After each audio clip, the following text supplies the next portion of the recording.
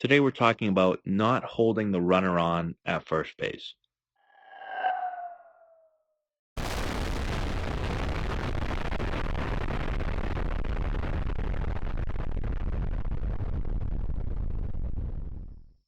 Hey, what's going on, fellas? How we doing? Matt Antonelli here. Looking at the Cubs-Yankees game. Yankees are putting an absolute beating on the Cubs right here. Um, First and third, 11-3, eighth inning, and we've got the first baseman not holding the runner. So there's a couple instances where you're gonna see this. For one, it's if the score is like really out of control, like it is here, and we know that they're not going to be stealing. Again, pretend it's not 3-2, 2 outs. Just pretend it's whatever, nobody out and no count. We may not hold the runner. The other team, it's basically an unwritten rule. You're up by this many or down by this many. You're not going to be stealing bases, and so we don't hold them on. The other case is 3-2 count and 2 outs. So when the count is 3-2 and there's 2 outs, this guy on first is stealing on the pitch, right? He's running. In that instance, what usually happens is the first baseman is not going to hold on the runner. Okay, sometimes you may, okay?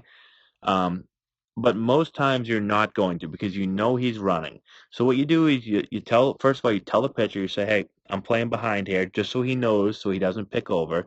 And yes, it's a lefty on the mound, so he never should. But if it's a righty and he can't see you, you want to make sure you let him know before the pitch, "Hey, 3-2, 2 outs. I'm playing behind." Okay, now I know I'm not going to pick over.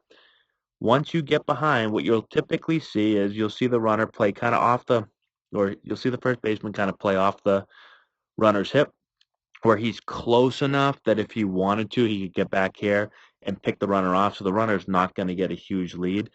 As the pitcher kind of gets ready, you're going to back up a little bit, and you can see him kind of shuffle off into position. It's a right-handed hitter up, and so he's kind of shuffling off.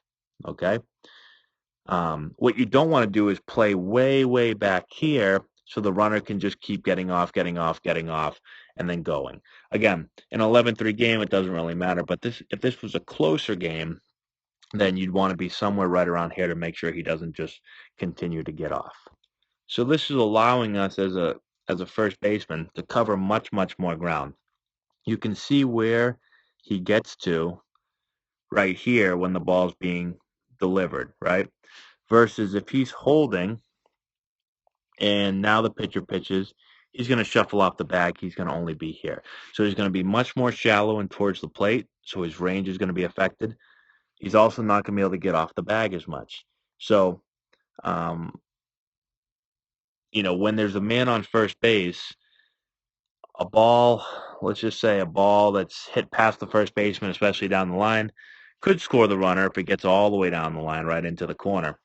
If we're playing right here and we're off and we're somewhere in here, well, the chance of a ball getting hit past us are much greater than if we've got an extra, few feet back here and now we've got a little bit better range. Again, if it was a lefty on the mound, or excuse me, a lefty at the plate, he'd be closer to the line. With the righty up, he gets off more. Okay.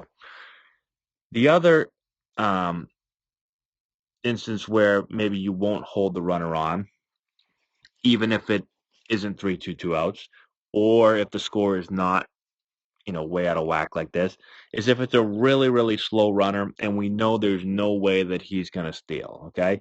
If that's the case, we can do the same thing. We can play right behind him, right? He's not going to get much. He's probably going to have this exact lead right here. Close enough where we can run a pick if we want. Once we're ready, pitcher goes to deliver the plate. I get off. Again, slow runners, not going to be going anywhere. And now I've created more depth for myself. I've gotten off the line a little bit.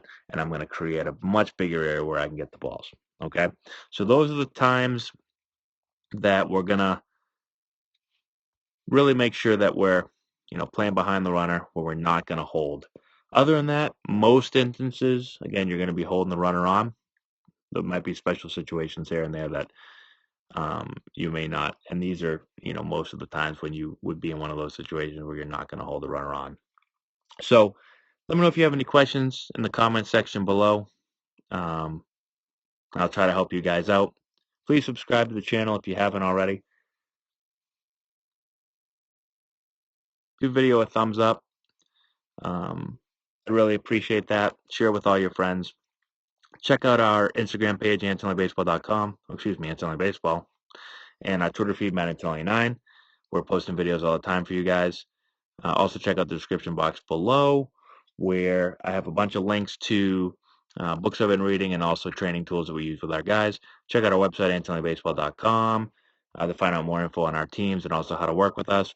And other than that, I wish you guys luck. Hopefully this helps you out. I appreciate you guys watching it. Again, thank you so much, and we will talk to you later.